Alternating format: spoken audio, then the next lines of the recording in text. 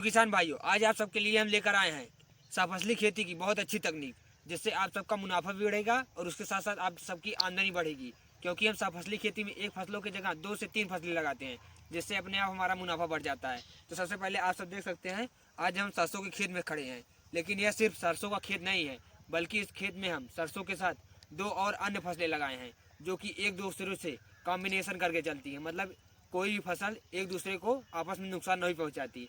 जैसे कि सबसे पहले हमने यहाँ पर ऊपर हम सरसों की बुआई की है। लेकिन आप सबको हम बता दें, ये सरसों की सिर्फ खेत नहीं है, ये हमारा मेन लक्ष्य। इसमें हम 1 साल की खेती करने वाले हैं, जो कि सरसों हमारा सिर्फ 3 महीने की फसल है। वीडियो शुरू करने से पहले नमस्कार किसान भाइयों, मेरा नाम अनवर, आप देख रहे हैं एग्रीकल्चर। तो किसान भाइयों, आज की इस वीडियो में बताने वाले हैं कि हम सरसों की खेती के साथ कौन सी सफसली खेती कर सकते हैं, जिससे हमारा मुनाफा दुगुना तिगुना हो सकता है और हमारी आमदनी भी बढ़ेगी।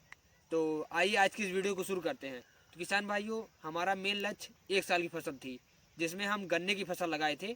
और गन्ने की फसल 1 साल होने के कारण हमारा मुनाफा 1 साल बाद मिलने वाला था। लेकिन 1 साल के अंदर भी हमें मुनाफा चाहिए था। इसके लिए यहाँ पर हम 3 से 4 महीने वाली सरसों की फसल लगाए हैं, जो कि ये काली वाली सरसों नहीं है, बल्कि ये पीली वाली सरसों है। जो छोटा पौधा होता है वो वाली सरसों है। छोटा पौधा हमने इसलिए लगाया है, छोटा पौधा गन्ने को ज़्यादा नुकसान नहीं पहुंचाता। ये ज़्यादा घनी नहीं होती है, जिसकी वजह से धूप, वायु और अन्य सारी चीज़ें गन्ने के पौधों तक पहुंच सकती है।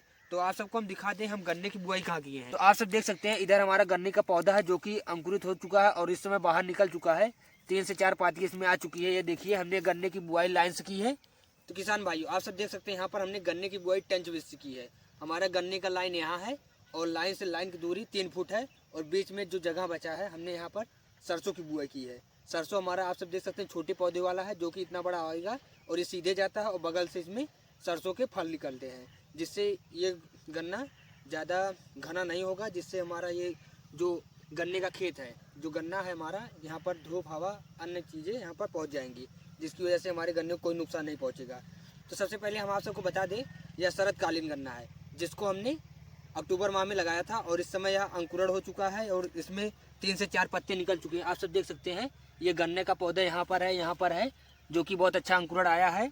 और अगर हम इस समय दिसंबर माह में अगर गन्ने की बुआई करेंगे तो उसका इस समय अंकुरण नहीं हो पाएगा, इसलिए हमने अक्टूबर माह में गन्ने की बुआई की थी। और गन्ने की बुआई करने से पहले हमने पीले सरसों की बुआई की थी।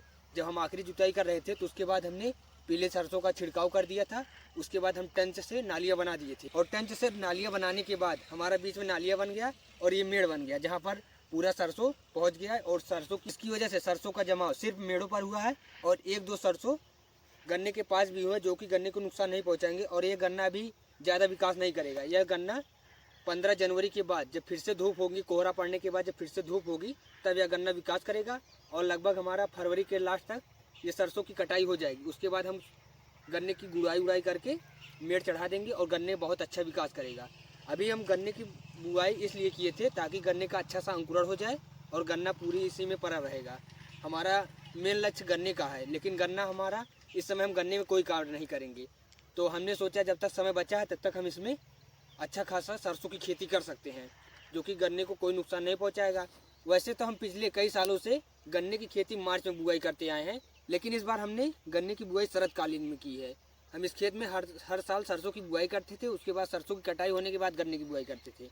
लेकिन इस बार हमने सोचा शरतकालीन गन्ने की बुआई करके देखते हैं कि हमें कोई मुनाफे में अंतर आता है कि नहीं। क्योंकि हमें कुछ सोर्सों से पता चला है कि गन्ने की शरतकालीन बुआई करने से अंकुरण अच्छा होता है, और अंकुरण अच्छे होने के कारण पौधों की वृद्धि और विकास भी अच्छा होता है। क्योंकि जब हम मार्च में गन्ने की बुआई करते हैं, तो मार्च में गन्ने की बुआई करने की वजह से जब तक हमारा गन्ना अंकुरण होता है, वह बाहर निकलता है, तब तक हमारा अप्रैल आ जाता है। लेकिन अगर हम यही काम अक्टूबर में किए रहेंगे तो अक्टूबर से लेकर जनवरी तक, फरवरी तक का समय पूरा सेब बचा रहता है, जिसकी वजह से गन्ने का विकास अच्छा होता है। जैसे ही फरवरी माह आता है, तुरंत गन्ने विकसित होना शुरू होते हैं, बहुत तेज लंबाई खींचती है और उसकी मोटाई बढ़ती है। इसलिए हमने शरतकालीन गन्ने की बुआई किए हैं। बाकी हम पहली बार बुआई किए हैं, हम इसमें बुआई करके देखते हैं कि हमारे गन्ने की वृद्धि विकास कैसी होती है। तो ऐसे ही गन्ने की सफसली खेती को पूरा देखने के लिए आप सब मेरे चैनल को सब्सक्राइब करके रखे रहें, ताकि मैं आप सबको बता सकूं कि जो हमने शरतकालीन गन्ने की बुआई अपने खेत में की है, उसके साथ सरसों की सफसली की है,